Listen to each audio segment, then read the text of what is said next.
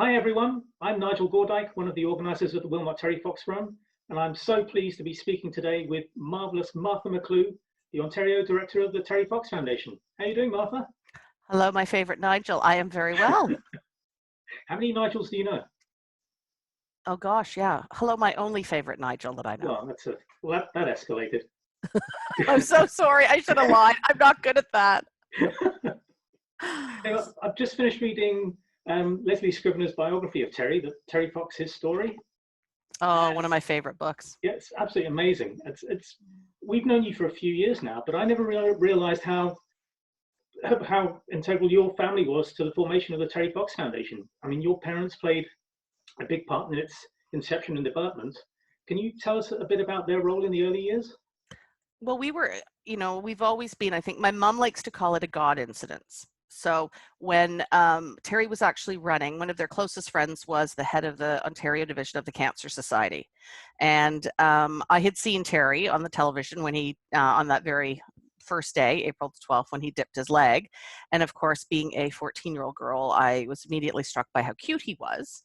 And then also that he had an artificial leg, which I had never seen an artificial leg exposed like that. So, as parents are wont to do, they encouraged me to come out and every night report back, which of course in the days pre-internet was more challenging than you would think, of course. So, but with our friend Harry Rowlands from the Cancer Society, he was the one who actually invited our family, once he knew how passionate we were about Terry, to follow him with the Cancer Society. So that has been from that very day. He would come over for drinks back in the day when, you'd come by someone's house at 5:30 and have drinks for a couple hours before you headed home. He'd come and regale us with amazing stories of Terry on the road and what was going on. And so after the run started, my parents just became more involved because of their passion. And eventually, my mother became actually the provincial director, and then the national director, and then the international director. And my dad sat on the board for a while. And their passion for Terry has rolled through our family forever. And it's, I think, really part of the best part of our lives together. That's amazing. I mean, you're now the Ontario director. How long have you been part of the foundation yourself, and how long in your current position? Well, in 1982, I became my sister's employee, if you can believe that. So, which, as you imagine, as a 16-year-old girl, was not fun, working for your sister. She put me in the basement of the Cancer Society's building, because back in the early days, we were considered part of the Cancer Society. We didn't become a foundation until '88.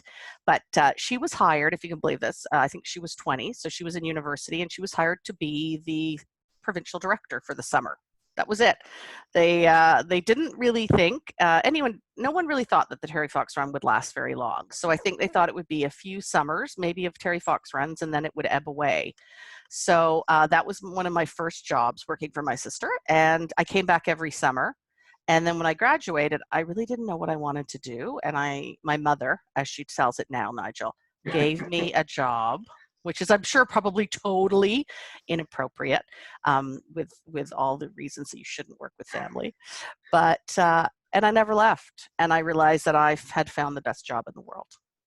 It's incredible. How have you remained motivated all this time, and what drives you now?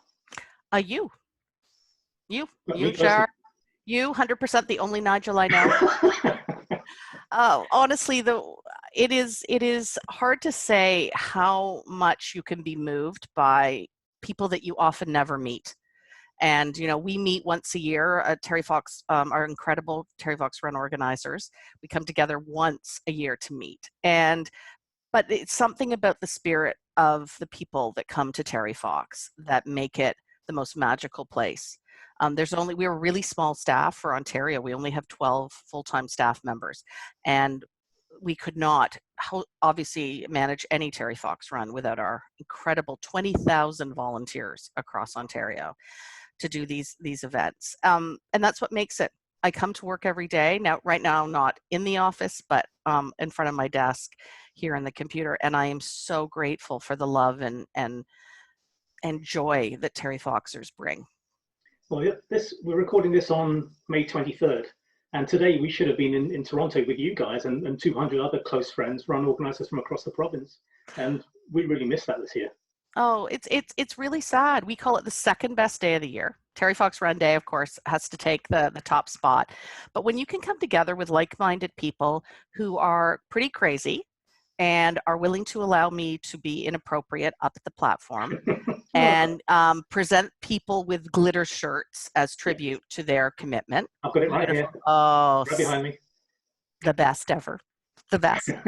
How could you not think that that is just the most remarkable day? It is full of love and full of joy and people who want to do something good in the world. And boy, that's what we really need right now. Yeah, full of tears and laughter. It's an incredible day. Tears and laughter. Oh my God, that could be our slogan. Thanks, Nigel.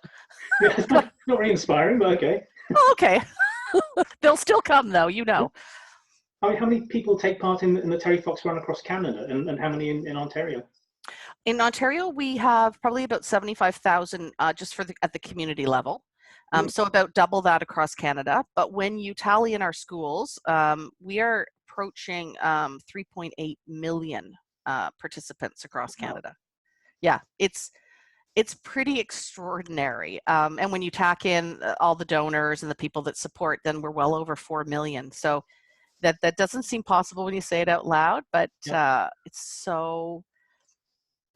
it makes me happy.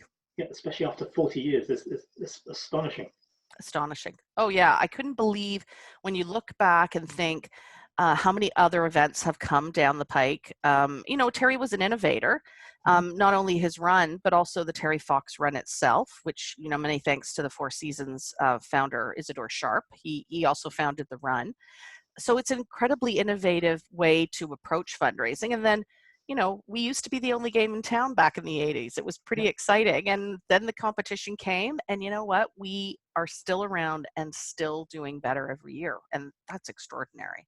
I think, to me personally, I think that part of that is because we're probably the only charity that has an iconic figure as its figurehead. I mean, how many other charities are actually named after a person? That's exactly it. It makes it more of a responsibility, of course, because you never want to let down what Terry stood for, what was important to him, and that's challenging. We can't, we can't talk enough in our office about the commitment that the volunteers like you and Char make to hosting a Terry Fox event and fundraisers, and doing it all within the very, very specific policies that we have. There's no commercialization of the Terry Fox Run. You don't get a budget with which to work. We're always amazed when somebody steps up and goes, "I'd love to do this," and we're like, "Really?" Are you sure? Yeah, are you sure? Because it is.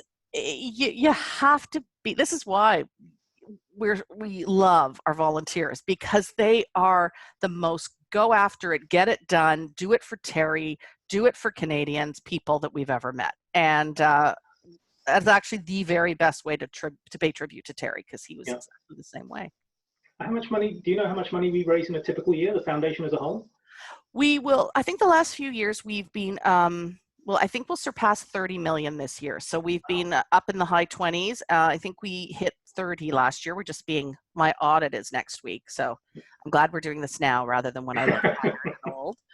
But that's been an amazing part of it too. When you think over $800 million, when Terry started, he had a $1 million goal, which of course was crazy. The thought that this one guy and his friend and his van would run across Canada and raise $1 million. And now here we are 800 million later, and remarkable progress, and a country of Terry Foxers. I mean, this year is going to be very different because of COVID-19, but the run is still going ahead on September 20th with the slogan, "One Day Your Way." Can you explain how this year's Terry Fox Run will work? It's hard, I have to say, to think that we are not going to be gathering this year on the 40th year of all years, because I think what's happened with the Terry Fox Run is in the first decade, people came out really for Terry Fox. They remembered him. They wanted to pay honor to him. And then what's happened now in the next 3 decades is that it has become a very personal tribute to someone, not just Terry, but to someone that matters to you. A loved one who's passed or a loved one who's battling. But also, I think it's become a real point of pride for our communities as well. Everybody is so proud of their Terry Fox run in their community. And I mean, what you guys have done, that's a great example of lifting people up and making them feel like their community can play a part. Yeah. And so this year, not being able to come together in person it's really sad. Like I'm pushing through and I'm coming to grips with this, but I have my moments where I just can't imagine not seeing these beautiful groups and the photos. And so, but I think, what was our option? Cancer can't wait really for COVID to be over. It just can't. We are seeing, stories where people need to be taken care of, and that's where we come in. That's our mandate. So yeah, one day your way. I must give tribute to my crazy, wonderful colleague Kim for that Yeah. slogan. She came, like, literally called me one day and she's like, oh my God, I think this could be a great thing, because we want people to realize that it's still going to be a great time. It's still going to be the same passion that Terry Foxers bring. It just will have to be in spirit, not in person. And, my thought, frankly, Nigel, I want to tell you that my thought is that I might just roll across my bed that day, and that will be my Terry Fox run. You think you're going to I'll get let some you pledges for know. that, do you? I do. I'll get a sticker. I get a sticker for sure. So that's why. But you know what? I think in a crazy way, we actually might see more people sign up. Because now they feel like, hey, it's something to look forward to, and man, we need something to look forward to. Yeah, I mean, we're seeing just in the past few days since the official launch, we've seen some really positive comments on social media in our community. So I'm feeling positive about this year's run. Yeah, it's crazy. You know what? With the 40th, you always get a really great bump because people are very nostalgic and they're very proud Canadians and they love Terry. But I think this year there is going to be an interesting feeling to it, because I think what things we took for granted feel much more precious now. And I think that includes the Terry Fox run. I think people like you and Shar and all of our run organizers have made the Terry Fox run the new, like the normal in Canada. In your life, in your year, the calendar year, you have Christmas, you have your birthdays, and you have the Terry Fox run. And that's crazy when you think of it that way, that it is so embedded in the Canadian psyche. And so I think that now it's going to mean more to people. And I think that we have given this flexibility for them. We haven't canceled, which I think actually some people were actually quite worried about. And I was too. But now it may actually encourage people to take that moment and do something for cancer research. Yeah. Well, it's the 40th anniversary of the Marathon of Hope this year. Are there any suggestions that you can make for people how they can honor Terry's accomplishments this year, given our current situation? Well, I think for sure, Terry really, in the end, all he wanted was $1 from every Canadian, which of course, let's take into consideration, please, inflation. So, obviously the best thing that anyone can do right now, because we are so isolated, is to think about giving to someone, whether that's registering yourself, donating to to the foundation, supporting someone else. But I think it's also, Terry was to me so much about giving to others and compassion and kindness. And I think that is a lot of what we need as well. And so it sounds crazy, but when we're communicating with our schools, we're often sort of saying to the teachers, we just want to talk about Terry's character, and so the money is of course hugely important, but so is the ways that we can live our lives that reflect what he stood for. And I think what we see is the best in us as well. So that's what I encourage right now, as far as even my own son, God bless him, 14, trying hard to keep his temper around his mother, playing a lot of Wii and a lot of computer games. But, I said to him, go and visit your grandparents.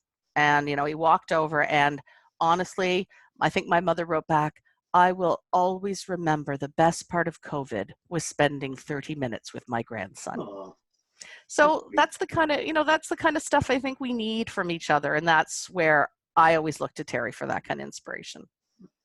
I was going to ask my final question.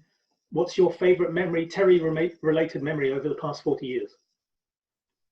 I would say, well, there's a recent one too. So I would say that I had the pleasure of traveling a lot with Terry's mom, Betty.